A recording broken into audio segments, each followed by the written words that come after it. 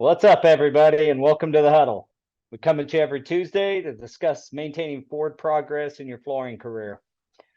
With me, as always, Daniel and Jose of Preferred Flooring out of Michigan. I'm Paul Stuart with Go Carerra and Stuart and Associates out of Wichita.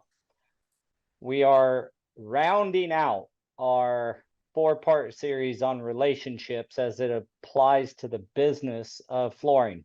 So we've discussed homeowners, we've discussed general contractors, we've discussed installers. Today is the final piece to that, which is suppliers and distributors, vendors. This one is kind of near and dear to my heart from one perspective.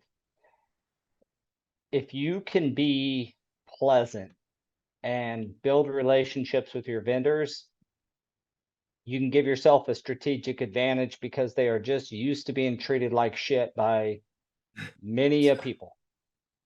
They're used to people calling them on the phone and cussing them out and yelling because their stuff's not here or something like that. All you got to do is just ratchet it down, be respectful, and deliver. That doesn't mean they don't mess up and we don't have, corrective conversations. But at the end of the day, be kind. Just be kind. They're people, and everybody makes mistakes. Sometimes the mistake is a lot of times not even the person you're on the phone with who you're treating like crap. So it's cold as the dickens out here in Wichita, Kansas. We got ourselves a blizzard moving in, so thus the hat. So, gentlemen, what's your initial take on the relationships you guys have with your vendors and suppliers and people? So I guess let's just go locally, right? Let's just start on a smaller scale with our local distributors. We kind of had the luxury of starting years ago and becoming a familiar face with some of the local guys, just as installers working for other people. And because of that, we've watched individuals grow in their company as they watch us grow a little bit as well. So it kind of created a bond, a relationship, because I've known these guys for 20 plus years now, a lot of them. And does it give us an advantage on some things? Maybe yes, but there's also a friendship there where I don't try to use a friendship to take advantage of pricing or to use anything else for that. So did you become friends prior to, or were you friends through your business? It was majority of it's been through the business. Yeah.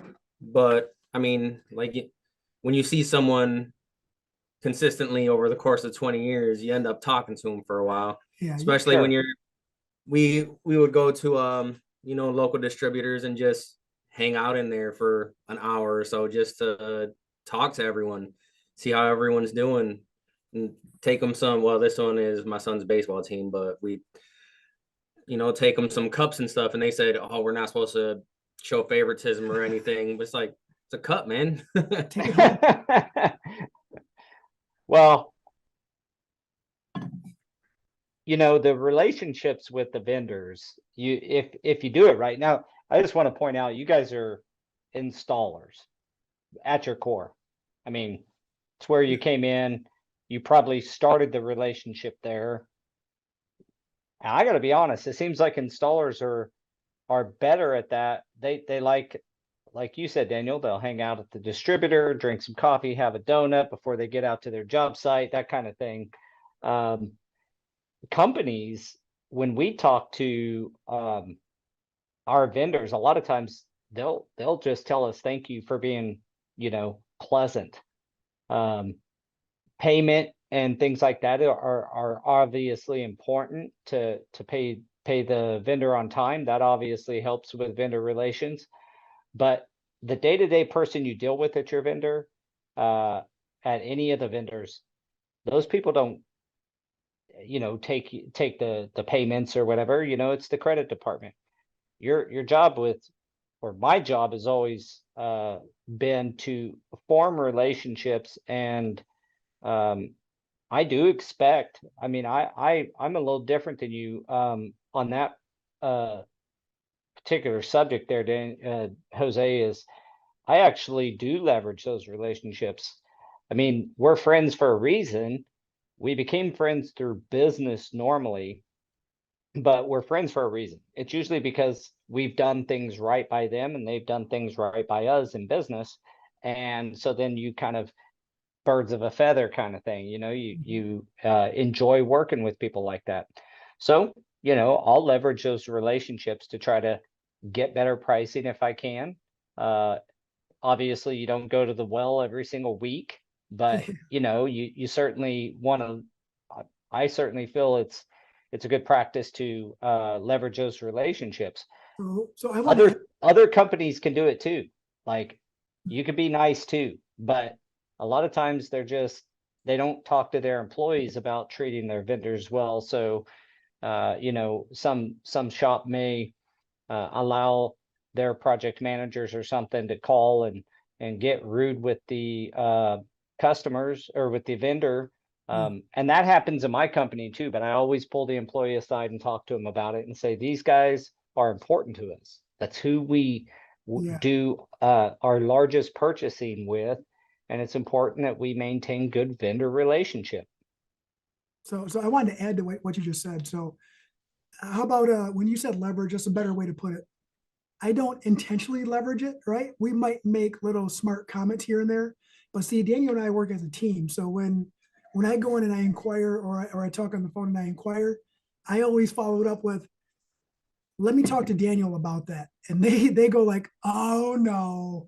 All right, well, let me change this up, because I know Daniel's just going to say, well, on this X and X website, it's this much money. So, because of the friendship and they understand our personalities, we do get favorable pricing on almost every. I don't think we get pallet pricing on a lot of things for how small we are, and it's because of the relationship and the loyalty, and we do go hang out in there. We do go talk to them about things. Well, and I'm assuming that you guys specify some work that takes work, We do, selling 100%. their products. I mean, if you do it right, we're like their salesman, or I should say, if they do it right, if the Right. relationship's good, then we're like free salesmen to them. They don't have to pay. They just got to give us good pricing. That's the price for us to be out pushing your products and building your brand in the market. So, I mean, that's the payment. You're not getting any compensation like their salespeople do, or like their sales reps do. So Right. your compensation is preferred pricing. If I'm bringing you work, I do expect preferred pricing on the out there in the market. Yeah, maybe one day we'll work up to the point where we have enough sales to just automatically get the best possible pricing we can. We're working up to that point though, but well, in the meantime, build the relationships. Yeah, 100%. So the relationship with some of our vendors is, definitely stronger than others, and you can tell that with who we're always pushing. Like you said, you build that relationship, you become their salesman for free, right? But you get better pricing, so that that 25 cents a square foot adds up quick on big projects. Yeah. And some of the salesmen have actually approached us, and this was during like COVID and then starting to get out of it, and they approached us and they said, we know you guys are small, so if you need to push out your payment terms, right, we can go out to 90, 120. He said, you let me know where you need to be in order to make sure you guys are gonna stay afloat. And that was awesome that they would do that. Yeah, that right there is, outside of pricing, that's a huge benefit, is them holding a receivable a little longer for you is a big deal. I mean, that can help cash flow. Certainly when you start talking about your main vendors, that can be a huge thing. That can be a substantial improvement to your cash flow over the course of that 90 days or whatever. Do you So- guys, Go ahead, sorry. no, I was just gonna say, do you guys look at it as building these personal relationships with the counter person and the sales rep and Oh, the yeah. owner maybe? Oh yeah, 100%. And I'm not gonna lie. You know what helped us out a little bit too is obviously after 2020. I mean, they already liked us, but after Daniel ended up winning Resilient Installer of the Year in 2020,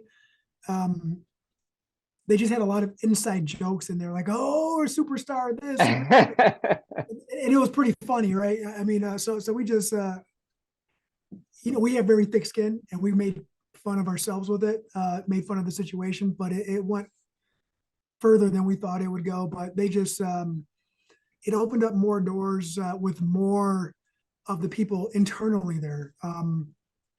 So with those doors being open, we take advantage of that and then create more relationships. Now we're not just knowing the couple guys at the front counter and the rep who's been coming to the office or who's been calling us and texting us and chit chatting for the past few years. Now it's it's higher up than them. It's corporate. It's up the ladder, and that Well, that right there has helped our relationship with everybody overall. Because now even the delivery guys, they like us too because we've never belittled a delivery guy. Like, yeah, go put the stuff over there. mhm. Or hey, the keys are right there. Yeah, this is where I want it. Why'd you unload it here? They always tell us to back up, man. I got this. It's like, no, man, I'm trying to help you out too. Yeah, man, you have other things to do. I mean, and they're like, man, nobody ever helps us like that. Like, well, I don't know why not. Like, I know you have other stops. I know you have other things to do. Or if it's the end of the day, I know you want to go home too. So there's no reason for me to watch you work. Yeah, that's a good point. I don't know that we have a choice. I mean, at our office, after about 10 o'clock, our two warehouse guys are out delivering. Mhm. And all that's left is our backup, which is one of our PMs. And then it's Joel, who's our COO, and then it's me. I mean, sometimes you just got to unload trucks and Yeah. help people out. There's been a relationship thing. I mean, if you think about it, working with your sales reps, if you got a good relationship with them, you may get preferred pricing. But I would tell you story after story of times when we needed something on a weekend and they'd come in, open up they're closed, and they'll come in, open it up and give me what I need, or give one of our guys what they need, or staying late. We used to have one of our guys, he doesn't work for us anymore. He's still a friend of mine. But he was with me for probably 15 or 16 years.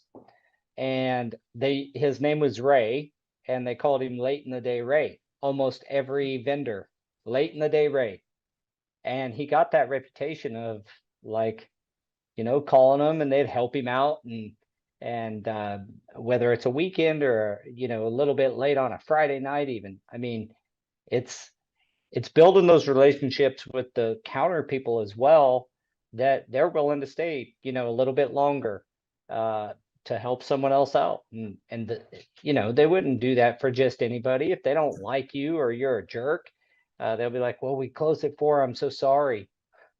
Well, it's unique with us because one of the distributors over here, one of the counter guys that we met 20 plus years ago is now our direct salesperson. So it's like you start that relationship there, and now he'll come in here and he'll hang out for a couple hours too. Just sometimes. Wait, if his guys are watching, he doesn't hang out for a couple hours. We just made that up. Talking about work and stuff.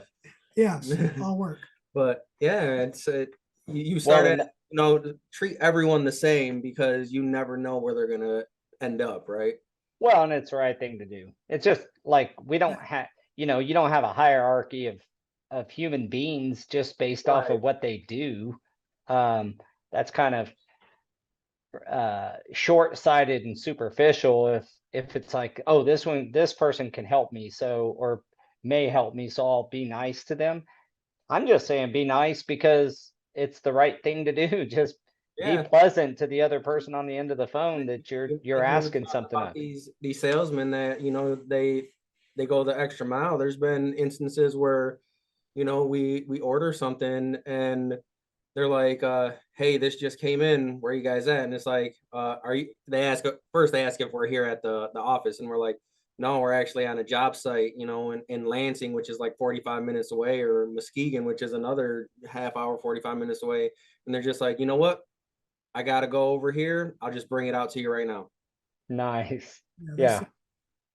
we've been very fortunate to come Yeah. across some really, really nice Yeah, I people. mean, to the point where, you know, sometimes they're like, they have, you know, different spots, and some of the big places are down over in Detroit, and they're like, you know, we have one of these in Detroit, but you're not going to get it till next week, but I got to drive down there anyway, so I'm just going to grab it for you and bring it right back up. And it's Yeah. those, starting those relationships early on, so that way you have that, so when an opportunity like that presents itself, it's no question, it's like, you know, I'm gonna do this for really my friend, right? It's not even Yeah. business relationship. Yeah. At that point, it's like, I know you guys need this, so this is what I'm gonna do for you.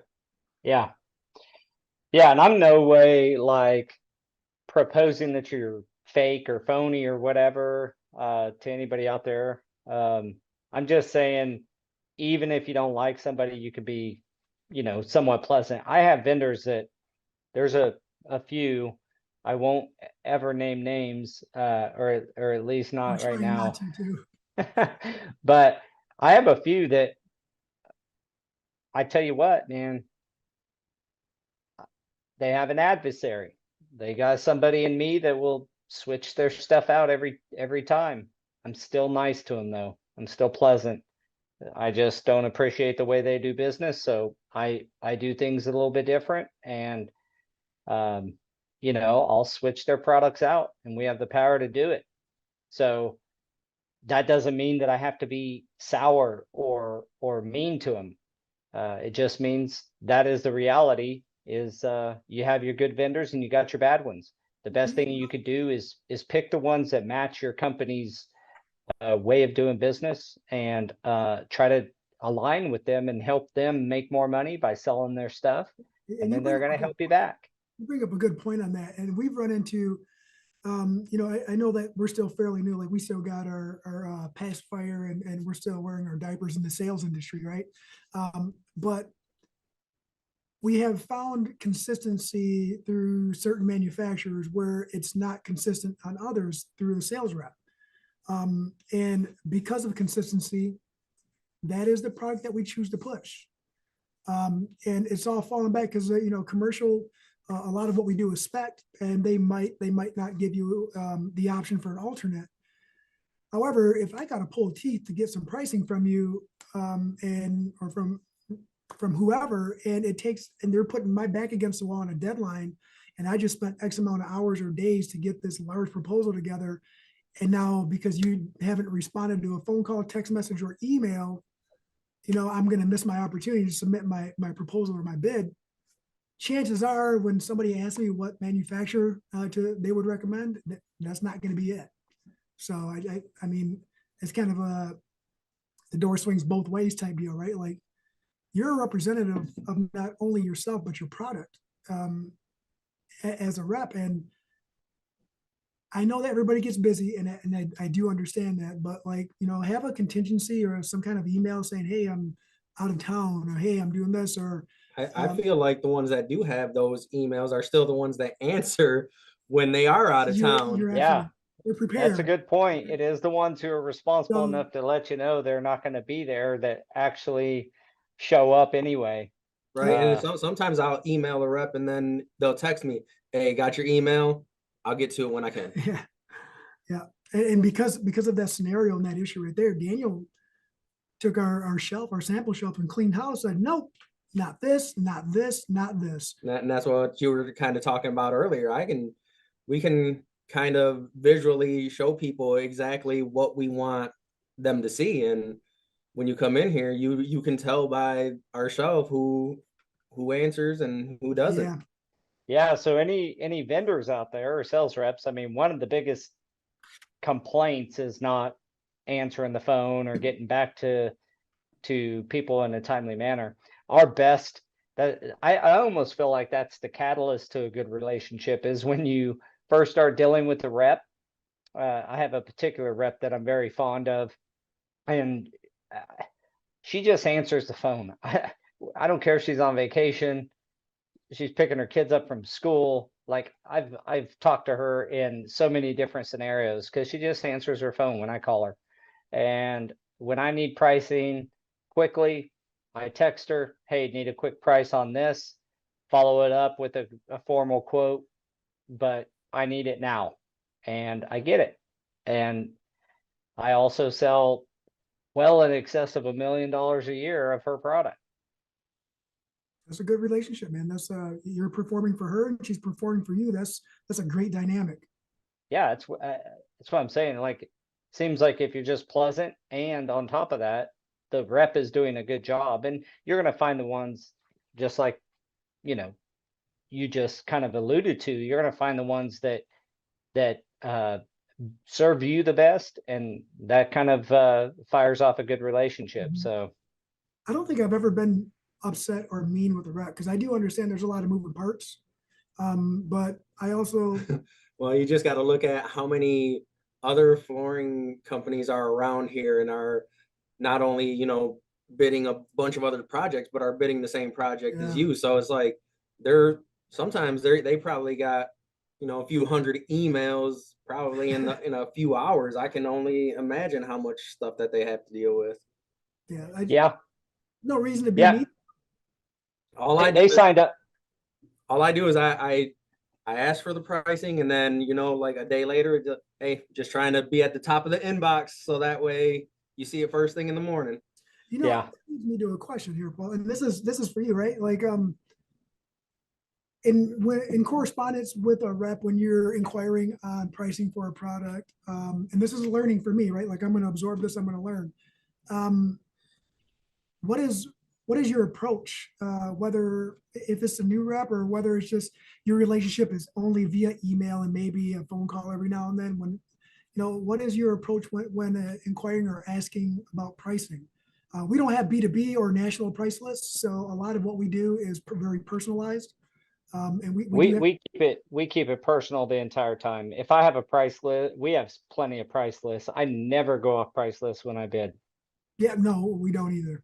I'm always going to call them or email them, whatever has proven to be the best mode of getting in touch with them.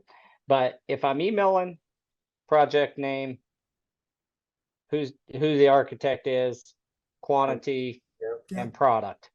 yeah, If I spec it, I say, here's the architect, my spec. yep. Okay, Or if it's not, if it's spec'd by the architect, they're gonna know it. They met with the architect and had the conversation, so there's no use in trying to say you spec something you didn't. Um, so I just tell them what the architect is, and they typically already have a price put together if they specified it. And in those, it's kind of a jump ball, right? Um, but with your really good reps, you might see a little bit preferred treatment. Um, but I always have those four key components. What's the project name? Who's the architect? Did I spec it or not? And then what is obviously the product name with the quantity or some approximation quantity? gotcha. Okay, and then I guess to add to that too, is it just a straight direct question for a direct answer, or are you cordial with them, or do you add a little personal touch, information, uh, ask how their families do? I mean, that's what I'm asking. I'm asking some of that as well. Yeah, typically I just try to silo those two things. So if I'm asking for pricing, I keep it real short, blunt, no jokes, no nothing. Here's what I need. Please respond by, and sometimes I'll put that in the subject line, pricing ASAP or respond by, 12/22, Right. or kind of give them when I absolutely need the number so that they know what the if I get it sooner, which often I do, great. But if not, they know, and then I can refer back and say, listen, I made it clear I needed pricing by this time on this date. Where's my pricing? You know, and then even if that's in a friendship or a friendly sales rep, I kind of hold the personal stuff back to just when I'm talking to them, or an email out of the blue saying, hey, how's it going, man? Hope family's good. You know, kind of try to silo them myself. I don't know if that's right or wrong. It's just the way I've done it. Probably keeps your inbox a little bit cleaner too, so you don't have to go back and say, oh, I know we were talking about this. Yeah. Yeah, well, and it keeps them from feeling like they have to respond to something when you just want pricing at that moment, you know, and feeling like they got to respond to your friendly portion as well. And heck, if you're just asking for pricing, sometimes you can get it like that if they're prepared for it. So Good call. so Learning. this podcast is gonna be shorter because vendor relationships are pretty, I would say, simple, and maybe it's last because not because it's the least important. It's just, to me, it's the most simple because you're paying them money, so there's a level of that. But if you're just pleasant and you respect other people, that's really what you guys said. You're helping people get stuff off trucks. You're nice and you care about, you know, getting to know your counter people and that kind of stuff. So You know, they'll visit us here in town too, and they'll be like, "Let's go do lunch." And you know, majority of the time they're like, they're always trying to put it on the company card, and I know that they also have like expenses that they have to meet. But sometimes it's nice for you to kind of return that favor Yeah. and let them know that the relationship goes both ways. It's not just one sided. It's not gimme, gimme, gimme. It's like we appreciate you guys too for everything that you do for us. that's a good point. Real good point. Plus, we don't have it in us to always accept, like, I'm still not used to that, right? I don't think I'll ever get used to that. Like, Yeah, it feels a little odd. We told our reps to, if you want to take me or, you know, our COO or somebody like that, seemingly the leadership side of our company, out to lunch or something, just bring lunch into the office for everybody and come over to the office, and so that's 95% of the time when we're eating with a sales rep, it's at my office where installers can come in and grab some food, and you know, like everybody can participate in the especially if a sales rep wants to take you out and show you appreciation for what you've done. I say show everybody. I'm not the only one selling stuff or, you know, working hard to build the relationship with that vendor, or you know, pushing their product or whatever. Like, share the wealth with the rest of my office, and that's kind of how we've done it. Right. And Kevin asks if we're just dealing with distributors or reps from manufacturers or both. And I think we're kind of talking about both because we have to deal with both. yeah. Because, you know, in order to get some product, you're just going right through the distributor. And if you email the sales rep, they'll point you in the direction. Hey, I can sell you this, but you have to go over here for this. Yeah. And a lot of the times, you know, when the distributor doesn't have the answer, we're always going to the manufacturer anyways. So it's Mhm. like, hey, we don't really know, but that's where the friendships come in from going to the bigger events, to where, you know, we have Kevin on here, we have Danny Sherman on here, and it's like these kind of people are, you know, I'll reach out to them in order to get the answers that I need before sometimes I even reach out to the distributor, because I know that it's a streamlined process if that's what I'm going to do. Mhm. Yeah, so to answer Kevin's question, it is both. I mean, if you're, it kind of breaks down to whether or not a product is distributed or if it's sold direct from the manufacturer to the market, which is most of your carpet is sold, you know, through just sales reps. And then, you know, a lot of your tile and resilient products are sold through distributors. So you kind of deal with both of them, and it's a little unique because when you're dealing with a sales rep, like if I'm dealing with a distributor and I'm not getting an answer from my sales rep, I can call the manager of the distributor and be like, hey, look, I know you don't normally give pricing, but you're going to do that today because I need your help. You know, if you could be so kind to help me out.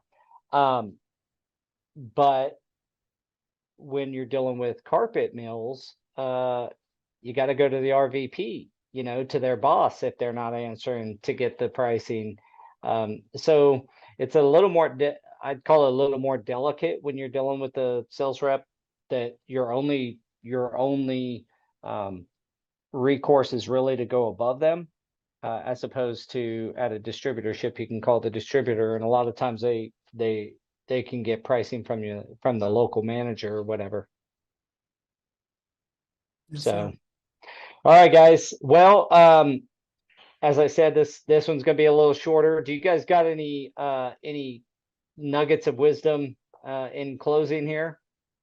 You know, just if you're just getting started in the flooring industry and you are on the install side working for another company, you might not have intentions of owning your own or moving up, but just in case that happens, man, just like Paul said earlier, just treat everyone with the same respect that you would treat the salesman, that you would treat your client. Just you don't know what chair anyone is going to be sitting in 10 years. So Yeah, Rollins says on here, just be kind. oh yeah, Just be kind. I like it. One of the kindest guys I know right there. And Yep. don't ever think that you already know everything, right? Because things change on a constant basis in our industry. The science behind things changes. And, you know, I'll reach out to some of our prep manufacturers and be like, hey, this is what we got going on.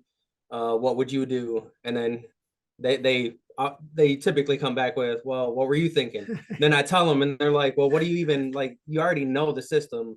Why are you even asking? It's like, because I need to make sure that's nothing's changed on anything before I proceed and, you know, start giving numbers. And it's just, that just opens it up for more dialogue to get more personal with them as well.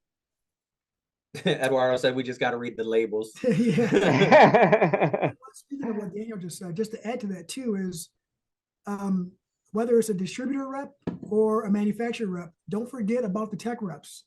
That relationship is also important, and it could coincide with the sales reps relationship as well, because one feeds the other. Don't be afraid to call that 1-800 number that's listed on there if you have questions. Because yeah, you'll get to know some of those tech guys. Yeah, I called one of them one time. We're doing some, I forget what we were doing, a rubber stairwell or something, and something just changed in the spec, so I called to ask a question, and I get on the phone and they're like, yeah, this is this person. I'm like, oh, I know you. Yeah. Well, I want to thank you guys again for joining and contributing and always being a good partner in this deal and a staple. I really appreciate you guys. Merry Christmas to you guys. Not Merry sure if I'll see Christmas. you. Merry Christmas to everybody, all the audience, anybody watching on YouTube later. Merry Christmas to everybody.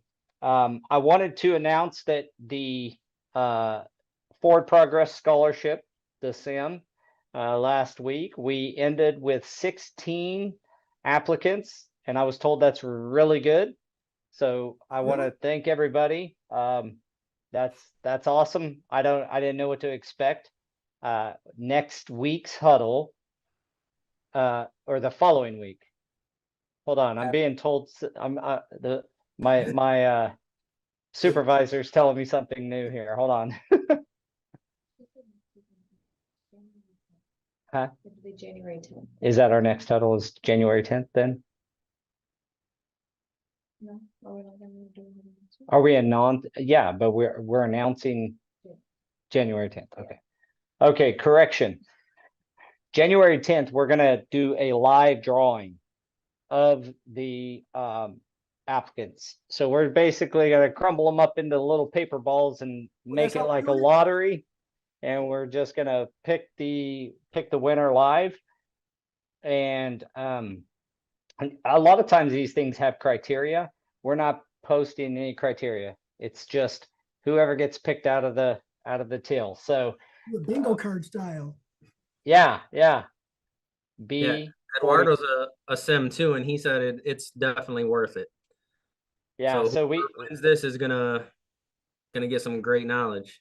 yep, we're very excited about that. We're gonna look at offering this Forward Scholarship or Forward Progress Scholarship at least once a year.